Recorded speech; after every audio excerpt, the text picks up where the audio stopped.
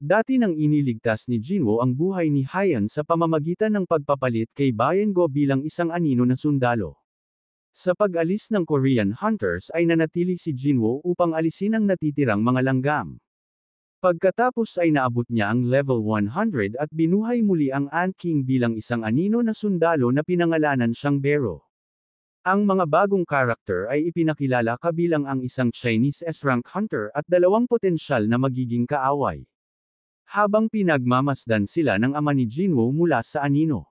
Pagkatapos ng pagsalakay sa isla ng Jeju, pinarangalan ni Jinwoo ang mga nawalan ng buhay pagkatapos ay nakakuha siya ng pahintulot na magbukas ng sarili niyang guild bago mag-isa na pumasok sa isa pang pulang gate.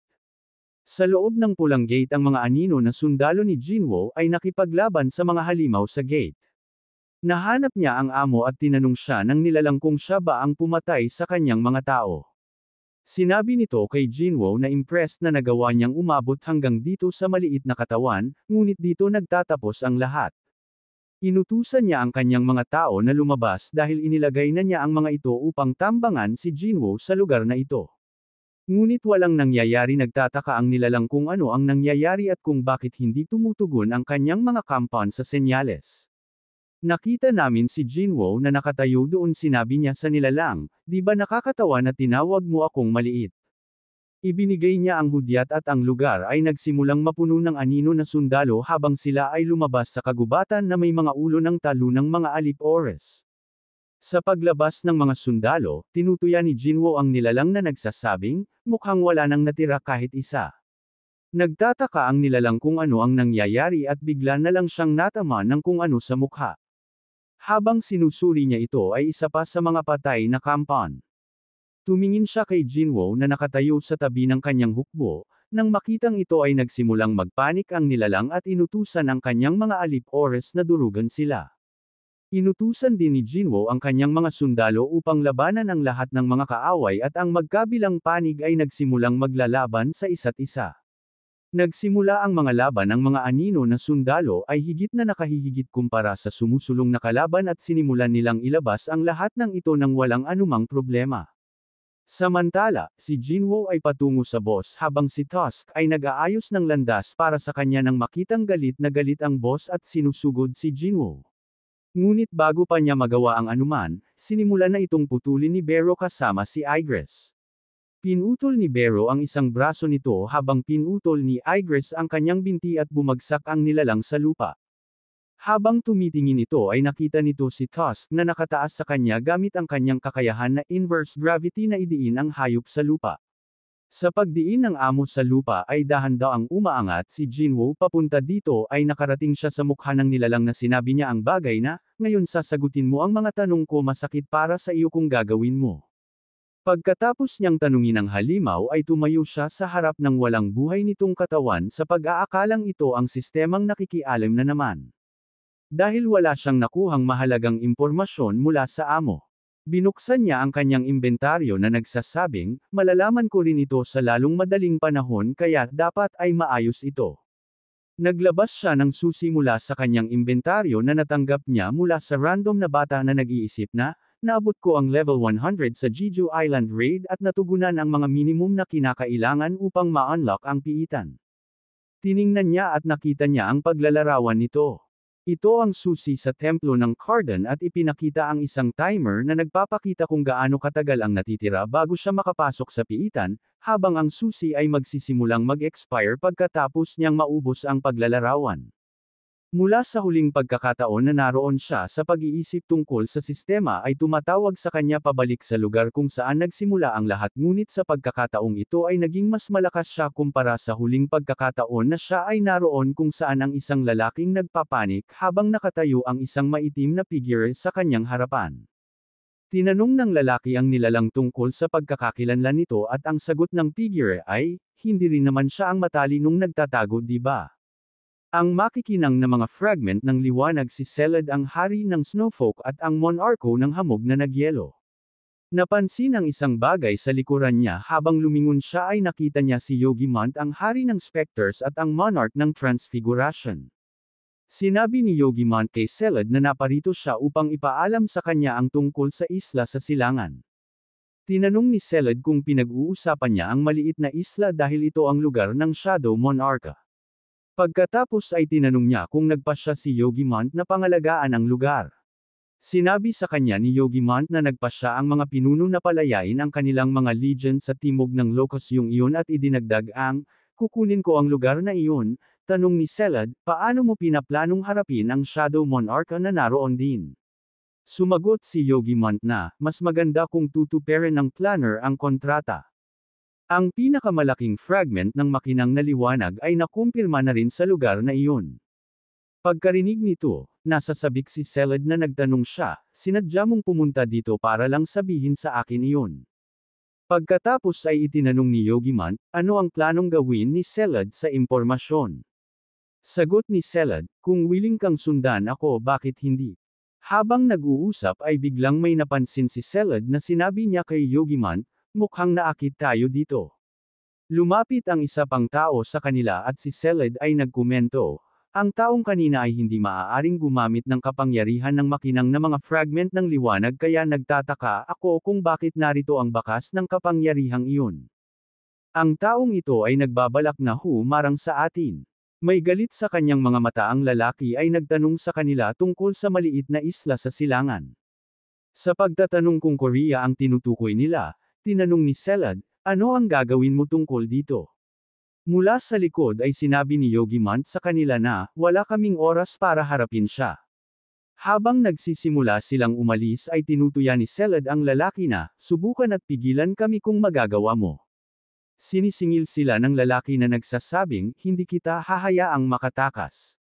Habang hinahampas niya si Selad ay walang kahirap-hirap na hinarangan ang pag-atake gamit ang kanyang ice shield na may ngiti sa kanyang mukha naghahanda siyang kontra-atake.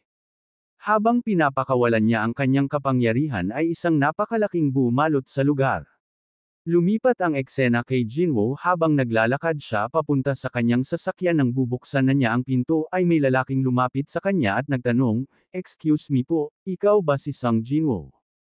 Ipinakilala niya ang kanyang sarili bilang Adam White, isang senior official mula sa Federal Bureau of Hunters. Ibinigay ni Adam kay Jinwoo ang kanyang business card at sinabing, ikinagagalak kitang makilala Mr. Sung Jinwoo, huwag mag-atubiling tawagin akong Adam.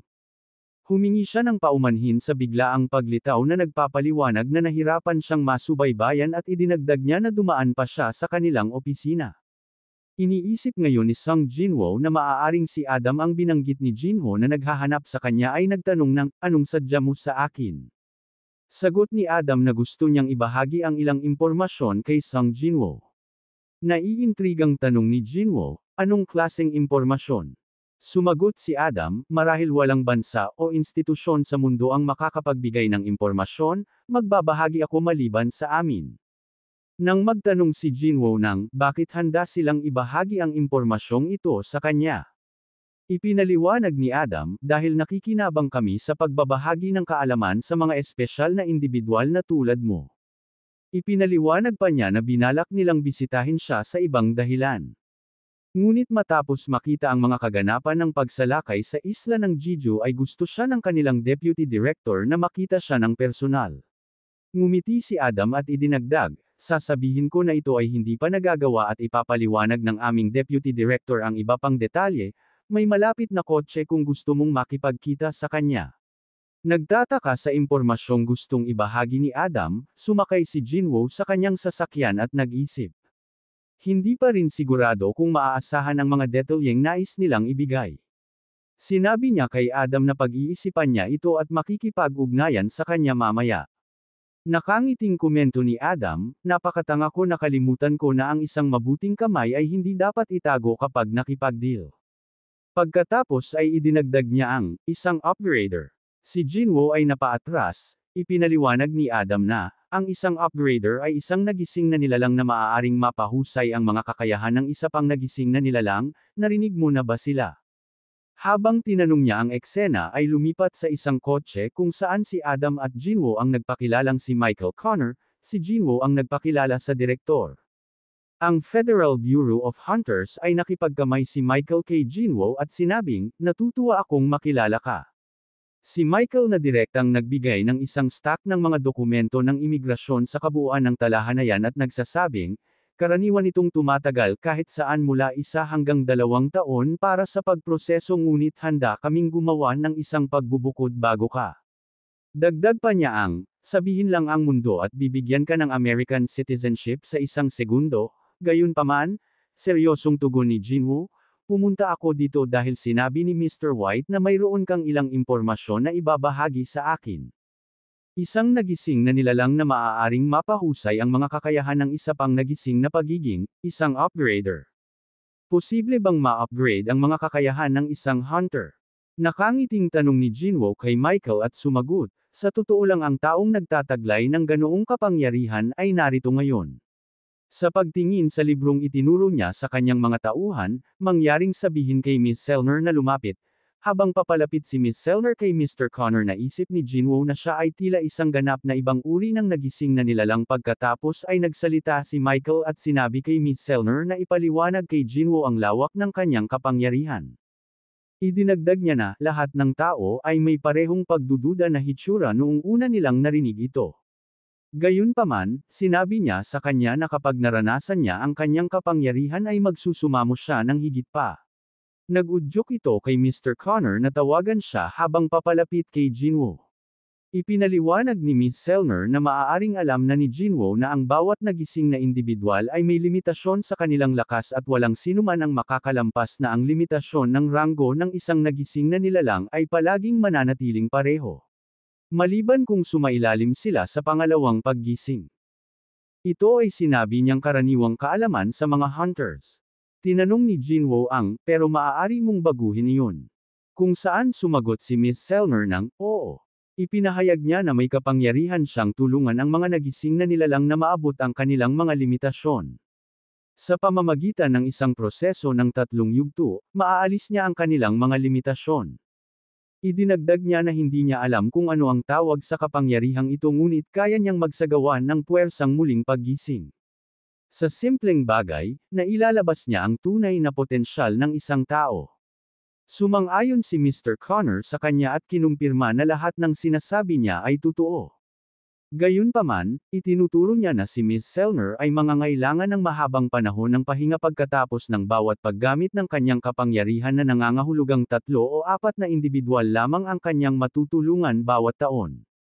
Iniisip ni Jinwoo sa kanyang sarili na isa siya sa 3 o 4 na taong tutulungan niya. Kung totoo ang sinabi niya, tiyak na mayroon siyang hindi kapani-paniwalang kakayahan. Pagkatapos ay itinanong niya, gaano kabisa ang proseso? Ipinaliwanag ni Miss Selner na ang mga resulta ay nag-iiba para sa bawat individual ngunit pagkatapos na dumaan sa lahat ng 3 yugto ang isang individual ay makakaranas ng isang tuwid na pagtaas ng kahit saan mula 20% hanggang 30%. Matapos marinig ito, natigilan si Jinwoo ng 20% hanggang 30% pagtaas ng lakas ay tila nakakabaliw. Naiintindihan na niya ngayon kung bakit nagpasya si Hang Dong-soo na pumunta sa Amerika sa kabila ng napakaraming pambabatikos ng publiko. Iniisip ni Jinwoo sa sarili kung sino ang tatanggi sa ganoong alok.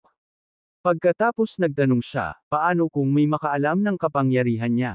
Sumagot si Mr. Connor, ipinapaliwanag na ito mismo ang dahilan kung bakit siya ay nasa ilalim ng kanilang pangangalaga. Tinitiyak nila ang kanyang kaligtasan habang binabayaran siya ng angkop na sweldo. Si Miss Selner ay makakatulong na mapahusay ang kakayahan ng kanilang mga napiling hunters. Ipinakilala muli siya ni Mr. Connor kay Jinwoo na nagpapaliwanag na ang kanyang kapangyarihan ay gagamitin sa kanya bilang regalo. Nagdududa pa rin si Jinwoo na humingi ng federal.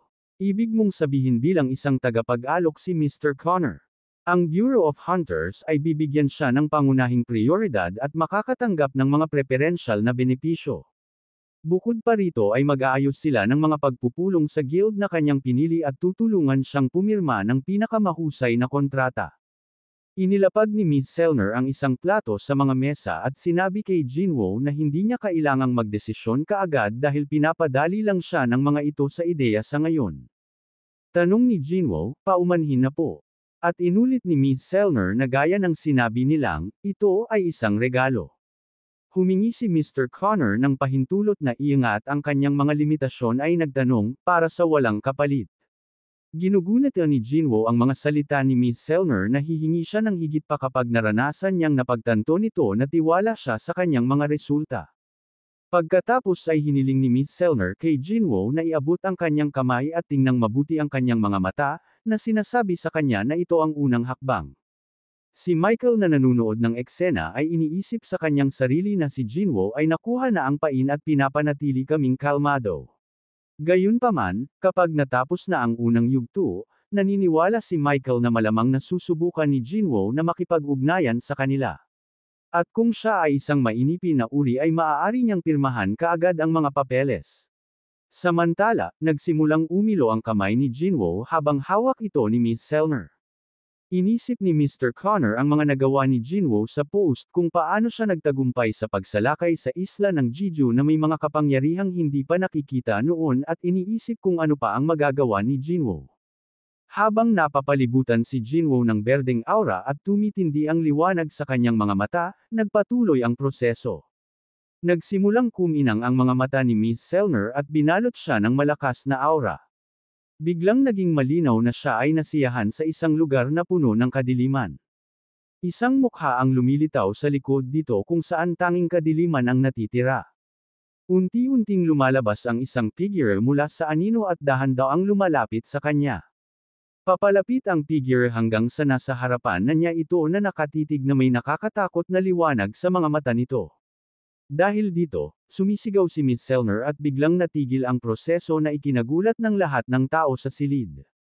Biglang bumunot ng baril ang ilan sa mga agent nila at itinutok kay Jinwoo. Hindi man lang sila nagsisiyasat upang malaman kung ano ang ginawa niya kay Ms. Selner. Galit na sinisigawan sila ni Mr. Connor na nagtatanong kung nasisiraan na ba sila ng bait at kung hindi nila nakikilala kung sino si Jinwoo. Tinatawag niya silang mga moron at sinabihan silang tingnan si Ms. Selner kung nag-aalala sila.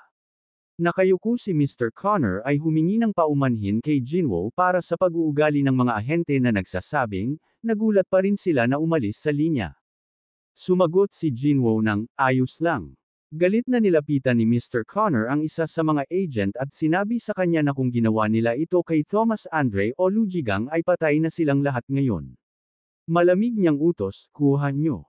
Ang agent ay natakot mabilis na sumang-ayon. Pagkatapos ay nagtanong si Mr. Connor, Ms. Selner ano ang nangyari. Pansin niya na nanginginig pa siya. Nakikitang siya ay basang-basa ng pawis at nagtatanong kung siya ay masama ba ang pakiramdam. Pagkatapos noon ay ipinaliwanag ni Mr. Connor kay Jinwoo na masama ang pakiramdam ni Ms. Selner at nagtanong kung okay lang na i-schedule muli ang pamamaraan para sa ibang pagkakataon. Inutusan ni Jinwoo si Mr. Connor at inutusan si Adam na ihatid si Jinwoo palabas ng silid. Nang makaalis na si Jinwoo si Mr. Connor ay lumingon kay Ms. Selner at nagtanong, ano ang nangyari? Puno pa rin ng takot ang kanyang mukha at nanginginig ang kanyang mga kamay habang nagsasara, siya ay isang hari at isang makapangyarihan sa gayon. Si Mr. Connor ay natigilan sa kanyang mga salita at nagtanong kung ano ang ibig niyang sabihin. Si Jinwoo ay kasing lakas ng isang national-level hunter na si Ms. Selner ay umiling at hindi na makapagpaliwanag pa at ibinunyag na hindi pa siya nakakaranas ng ganito dati. Siya ay isang hari na inuulit niya ngunit hindi isang ordinaryo. Ipinaliwanag niya ang pagdaragdag, habang tinitingnan ko siya ay nakatingin din siya sa akin ng walang katapusang kadiliman sa loob niya. Sinabi ni Ms. Selner na walang limitasyon sa kanyang kapangyarihan. Fast forward nakita namin si Jinho na nakaupo sa opisina habang inaasikaso niya ang ilang negosyo sabi niya, itong mga haters na nagpapadala ng mga reklamo pagkatapos na idmanda at umiiyak na parang mga bata na hindi uubra. Makalipas ang ilang oras ay natapos niya ang kanyang trabaho at sa tingin niya ay nagawa niya isa-isa ang lahat ng mga grupong sinisiraan si Jinwoo. Habang nagpapahinga siya ay nakita niya si Jinwoo na nakatayo sa likod niya na nagsasabi sa kanya, sigurado ka na walang ginagawa kahit papaano ay tatanungin niya si Jin. Kung may problema, sinabi sa kanya ni Jinho na maayos ang lahat at tinanong kung bakit may dala si Jinwoo ng isang bag na puno ng mga mahiwagang core na nagsasabing, sabi mo kailangan namin ng pera para sa guild. Tinanong ni Jinwoo kung ano ang ibig niyang sabihin at pinaalalahanan siya ni Jinho na kailangan nila ng isa pang miyembro para sa guild na kumuha ng isang tao na kailangan nilang magbayad sa kanila ng sweldo.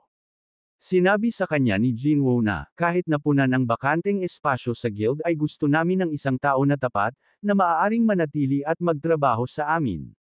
Sinabi ni Jinho na may seryosong tingin kay Jinwoo na may isa pang kagyat na bagay na kailangan muna nilang asikasuhin. Kailangan nila ng pangalan para sa pagdinig ng kanilang guild na sinabi ni Jinwoo sa kanya na, akala ko ito ay isang bagay na talagang seryoso. Sinabi ni Jinho sa kanya, ito ay isang napakaseryosong bagay.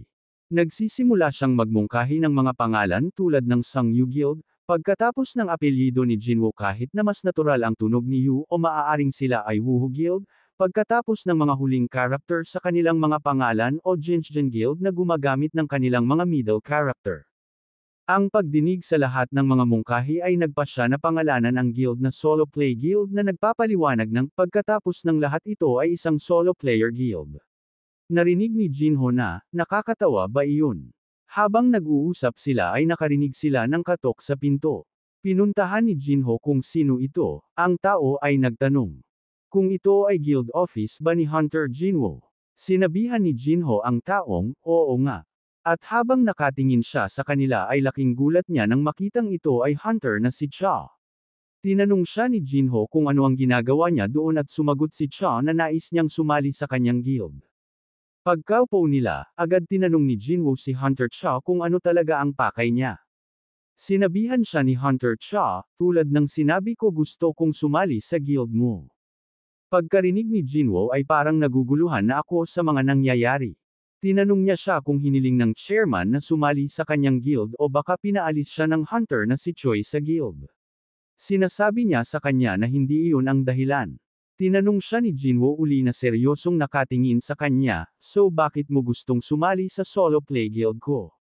Nagulat siya nang marinig ang pangalan at tinanong siya kung talagang pinangalanan niya ang kanyang guild. Sabi sa kanya ni Jinwoo, oo, anong problema sa pangalan? Pumayag naman kami ni Vice Master.